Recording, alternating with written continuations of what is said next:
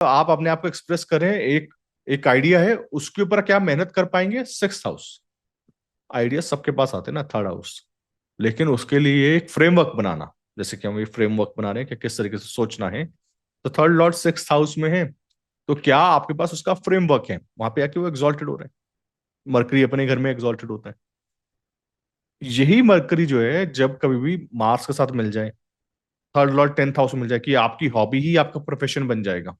Third Lord tenth house के साथ मिल जाए, तो mercury Saturn basically accountants, CA, और मैंने जैसे बताया कि मार्स मिल जाए तो आईटी के अंदर चले जाएगा। इसमें शुक्र मिल जाए, थर्ड लॉर्ड सेकंड हाउस में आ जाए, तो फाइनेंस बन जाता है ना, कि आपको लिखने का काम करना है, पर लिखने की एनर्जी कहाँ यूज कर रहे हो? फाइनेंस में कर रहे हो। फाइनेंस में भी बैंकिंग सेक्टर मिल जाएगा अगर जुपिटर मिल जाए। तो देखो, आपको ना क्या करना है, ये सारे के सारे जो बैंकिंग सेक्टर के लिए जुपिटर है, आईटी के लिए मरकरी है, सैटर्न बेसिकली आपसे मेहनत करवाता है। आपको देखना है कि वो कौन सी जगह पे लेके जा रहा है। सैटर्न मास इंजीनियर्स बनाते हैं, सैटर्न मरकरी अकाउंटेंट्स, आर्टिस्ट, इस टाइप के लोग बनाते हैं। आपको ना लगातार कॉम्बिनेशन याद रखने हैं और यूज करते जाना है। देन यू रियलाइज कि आपका ना एक फ्रेमवर्क बन जाएगा। ठीक है। फोर्थ लॉर्ड है मून इस चार्ट के अंदर। डेबिलिटी होता है एट्थ हाउस के अंदर।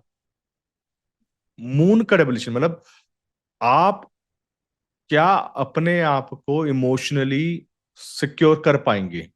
फोर्थ लॉर्ड अगर डेबिलिटेड हो गया, अगर आपका जो इमोशनल स्टेबिलिटी अगर आपको नहीं आया, तो ऐसा व्यक्ति लाइफ टाइम इमोशनल स्टेबिलिटी ढूंढता है। बिकॉज उसको ना जो ट्रॉमास हैं वो डिसॉल्व नहीं हो पाते। और यही ट्रॉमास ना बड़े होते वक्त बहुत सारी चीजें ऐसी होती हैं कि व्यक्ति को लगातार एहसास करवाया जाता है कि देखो, ये तुम इसके लायक नहीं हो। जब भी आपको किसी के राशि चार्ट मिले ना, और उसके अंदर बेनिफिक्स, बेनिफिक्स मतलब मून, जुपिटर, वीनस मैलेफिक्स के साथ मिले, और बहुत सारा, या फिर डेबिलिटेड मिले, उसके ऊपर और सारे ऐसे क्रूअल प्लांट्स की नजर हो, तो समझ लीजिएगा व्यक्ति ने बड़े होते वक्त बहुत सारा प्राइस ऐसा पे किया है।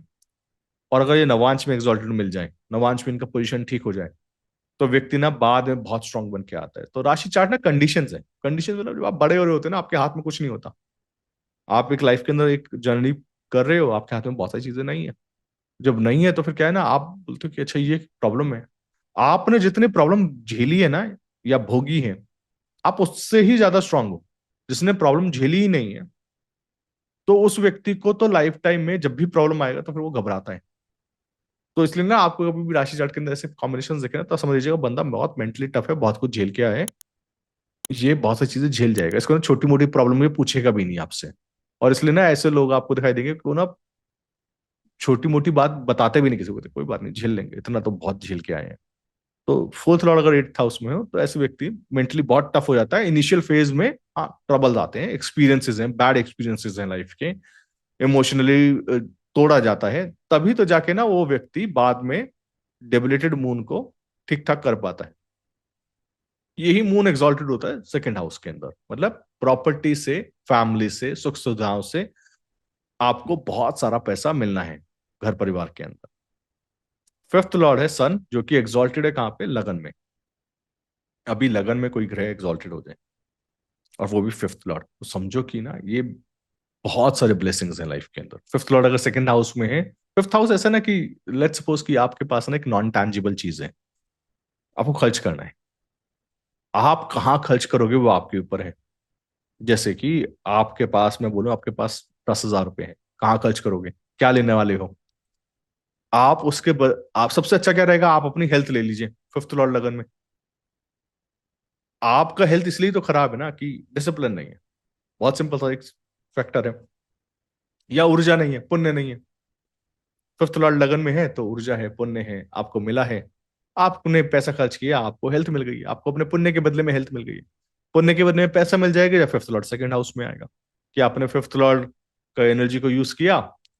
तो कभी भी आपको पैसा वो मिले ना लाइफ के अंदर, कुछ भी चीज मिले, कुछ भी, हमेशा उसके पीछे देखिएगा कोई ना कोई एक रीजन होता है कि किसके बदले में मिल रहा है। ऐसा नहीं मिल जाता आपके आसपास जो कुछ भी है, ध्यान रखिएगा, जो कुछ भी है वो आपके ही पेरेंट्स के, ग्रैंड पेरेंट्स के, और आपके पुण्यों का नतीजा है। और आपके पास जितना भी दुख है ना, वो आपके ही किए हुए, आपके पेरेंट्स के, ग्रैंड पेरेंट्स के किए हुए कर्म है, जो आपके सामने आज की डेट में दुख की तरह है। देर इज नथिंग एल्स, है ना। तो आगे जाके चल के हम बात करेंगे कि दृढ़ कर्म और दृढ़ कर्म, कि कौन सा कर्म की वजह से ऐसा मिलता है। तो फिफ्थ और सेकंड हाउस में पैसा है।